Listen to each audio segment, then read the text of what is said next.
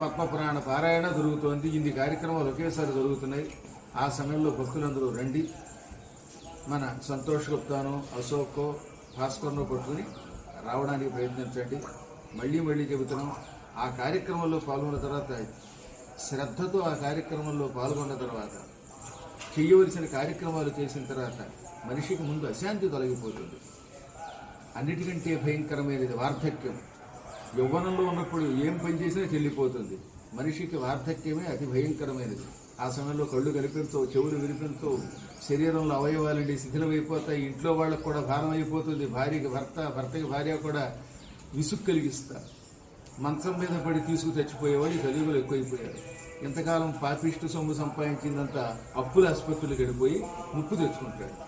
కాబట్టి ఆ స్థితి రాకుండా ఉండడానికి రేపు మాఘమాసంలో జరగబోతున్నటువంటి పవిత్ర కార్యక్రమం, అది మాఘం తర్వాత పాల్గొనం కూడా వస్తుంది. ఆ సమయంలోనే మాఘ పాల్గొనములు శిశిర ఋతువు.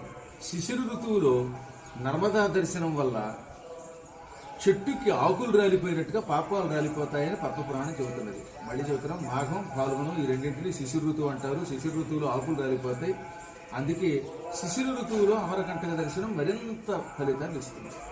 అందుకే బహుశా అప్పటికి శిశిర ఋతువు చివరిలోకి వస్తుందనుకుంటారు, పాల్గొన మాసం కూడా వస్తుందనుకుంటాను.